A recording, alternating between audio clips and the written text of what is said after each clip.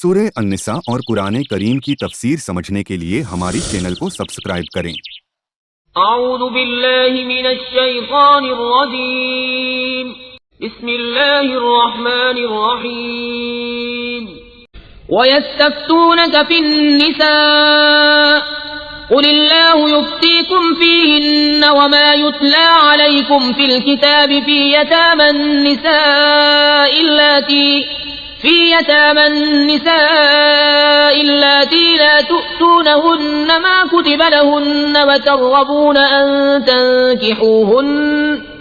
وترغبون أن تنكحوهن والمستضعفين من الولدان وأن تقوموا لليتامى بالقسط وما تفعلوا من خير فإن الله كان به عليما۔ اللہ رب العزت ارشاد فرماتا ہے، اور تم سے عورتوں کے بارے میں فتویٰ پوچھتے ہیں، تم فرما دو کہ اللہ تمہیں ان کا فتویٰ دیتا ہے، اور وہ جو تم پر قرآن میں پڑھا جاتا ہے ان یتیم لڑکیوں کے بارے میں کہ تم انہیں نہیں دیتے جو ان کا مقرر ہے، اور انہیں نکاح میں بھی لانے سے منہ پھیرتے ہو، اور کمزور بچوں کے بارے میں، اور یہ کہ یتیموں کے حق میں انصاف پر قائم رہو، اور تم جو بھلائی کرو تو اللہ اس کی خبر رکھتا ہے، اللہ کو اس کی خبر ہے۔ یعنی اس آیت کریمہ کا شان نزول ہم نے کل سماعت فرمایا تھا کہ زمانے جاہلیت میں عرب کے لوگ عورت اور چھوٹے بچے کو میراث میں سے حصہ نہیں دیتے تھے، وارث انہیں قرار نہیں دیتے تھے۔ تو جب آیت میراث نازل ہوئی اور بتایا گیا کہ ان کا حصہ متعین کیا گیا، تو اس کے بعد انہوں نے سرکار دو عالم صلی اللہ علیہ وسلم کی بارگاہ میں عرض کیا کہ یا رسول اللہ علیہ الصلوۃ والسلام، کیا عورت اور چھوٹے بچے وارث ہوں گے؟ یعنی وہ یہ سمجھتے تھے کہ چھوٹے بچے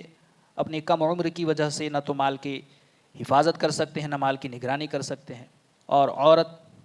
وہ بھی اپنے مال کی حفاظت نہیں کر سکتی۔ تو یوں کہتے تھے کہ اب بچے اور عورتیں بھی میراث یا وارث ہوں گے؟ تو آپ صلی اللہ علیہ وسلم نے ان کو اس آیت سے جواب دیا، کیونکہ زمانے جاہلیت میں ان کا کام کیا تھا؟ حضرت عائشہ صدیقہ رضی اللہ تعالیٰ عنہا نے فرمایا کہ یتیموں کے جو والی ہوتے اولیاء، وہ لوگ اگر یتیم لڑکی صاحب مال ہوتی اور وہ خوبصورت بھی ہوتی تو انہیں تھوڑا مال دے کر ان سے نکاح کر لیتے، اور اگر وہ خوبصورت نہ ہوتی یا ان کے پاس مال نہ ہوتا تو پھر انہیں ایسے ہی چھوڑ دیتے تھے، اور اگر مالدار ہوتی مگر خوبصورت نہ ہوتی تو ان سے خود تو نکاح نہ کرتے اور نہ ہی کسی اور کو نکاح کرنے دیتے۔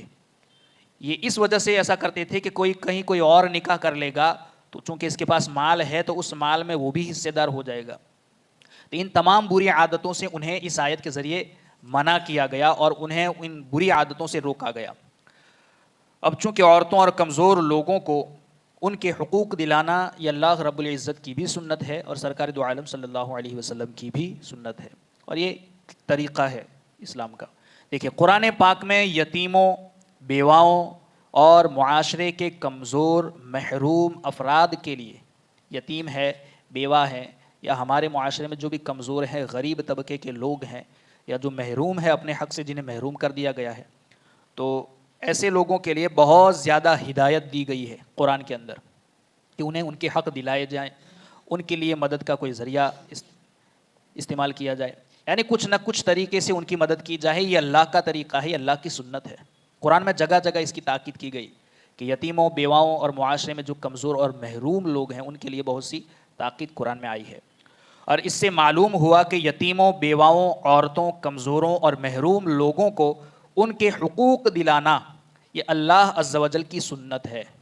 یعنی ایسوں کی مدد کرنا، انہیں ان کے حق دلانا یہ اللہ کی سنت ہے۔ جیسا کہ عورتوں کو اور ان بچوں کو زمانے جاہلیت میں محروم کر دیا جاتا تھا، تو اللہ نے آیت کے ذریعے انہیں تاکید کی گئی کہ عورتیں اور جو یتیم بچے ہیں وہ ان کا مال انہیں وارث بنایا جائے، ان کے مال کا انہیں محروم نہ کیا جائے۔ تو حقدار کو حق دلانا یہ اللہ کی سنت ہے، اور اللہ عز و جل کی سنت ہے، اور اس کے لیے کوشش کرنا اللہ عز و جل کو بہت زیادہ پسند بھی ہے۔ یعنی یتیموں، بیواؤں، محروم لوگوں اور غریب لوگوں کو ان کا حق دلانا یا ان کے حق دلانے کے لیے کوشش کرنا یہ بھی اللہ عز و جل کو بہت زیادہ پسند ہے۔ اس ضمن میں چند احادیث ہیں، ملاحظہ فرما لیں۔ نمبر 1، حضرت ابو درداء رضی اللہ تعالیٰ عنہ سے روایت ہے کہ ایک شخص تاجدار رسالت صلی اللہ تعالیٰ علیہ وسلم کی بارگاہ میں حاضر ہو کر اپنے دل کی سختی کی شکایت کی. یعنی حضرت ابو درداء سے روایت ہے کہ ایک شخص سرکار کی بارگاہ میں آیا اور اس نے اپنے دل کی سختی کی شکایت کی کہ دل بڑا سخت ہوتا ہے, یعنی کہ کسی پر رحم, دل کی سختی یعنی کہ نرم دل نہ ہونا. تو اس شخص نے آ کر اپنے دل کی سختی کی شکایت کی, یعنی اس کا کیا کیا جائے کہ دل جو ہے نرم ہو جائے. تو آپ صلی اللہ تعالیٰ علیہ وسلم نے ارشاد فرمایا, کیا تمہیں یہ پسند ہے کہ تیرا دل نرم ہو جائے؟ تو اس نے عرض کی, جی ہاں یا رسول اللہ صلی اللہ علیہ وسلم, میں چاہتا ہوں کہ میرا دل بھی نرم ہو جائے لوگوں کے لیے. تو سرکار نے ارشاد فرمایا, تیرے پاس کوئی یتیم آئے تو اس کے سر پہ ہاتھ پھیرو. یعنی کوئی یتیم بچہ آ جائے تو اس کے سر پر ہاتھ پھیر, اللہ رب العزت تیرے سخت دل کو نرم دل بنا دے گا. یعنی کتنی بڑی بات ہے, یتیموں کے سر پر شفقت سے ہاتھ پھیرنا بھی دل کی سختی کو دور کر دیتا ہے, اور اللہ راضی ہوتا ہے, اللہ کے رسول راضی ہوتے ہیں. اور فرمایا کہ تو اس کے سر پر ہاتھ پھیر اور اپنے کھانے میں سے اسے کھلاؤ. تمہیں جو کچھ میسر ہو اپنی وسعت کے مطابق جو ہے اس کی مدد کرو, اسے کھلاؤ, تیرا دل نرم ہو جائے گا اور تیری حاجتیں بھی پوری ہو جائے گی.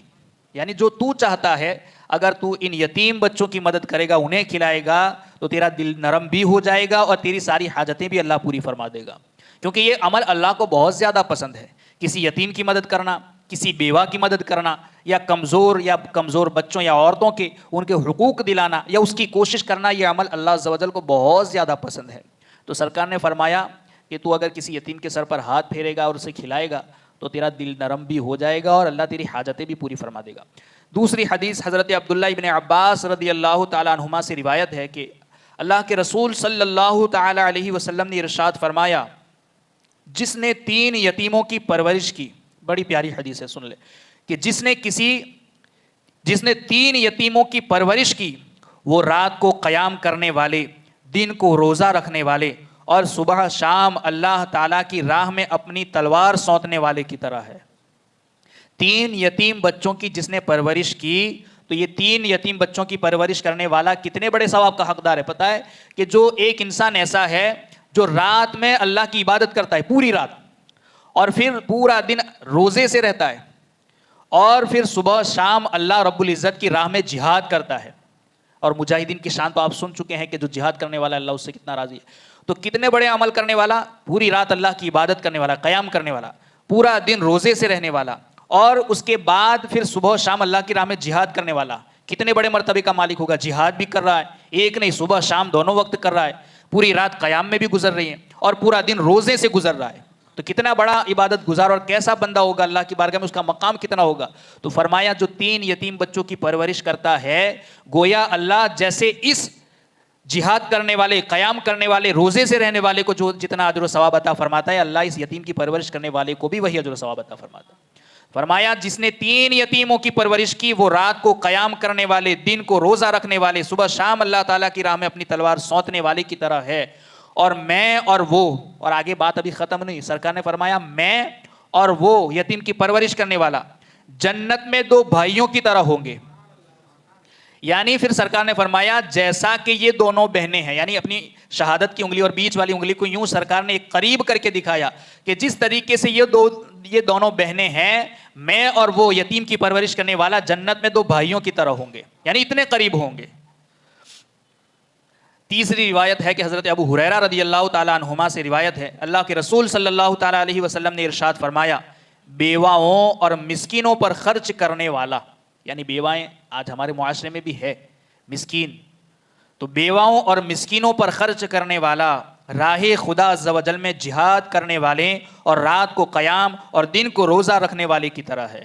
یعنی صرف یتیم کی پرورش کرنے والا ہی وہ ثواب نہیں پاتا, بلکہ جو بیواؤں پر بھی خرچ کرتا ہے, جو مسکینوں پر بھی خرچ کرتا ہے, وہ شخص بھی جہاد کرنے والا, رات کو قیام کرنے والا اور دن بھر روزے رکھنے والے کی طرح اجر و ثواب پا لیتا ہے.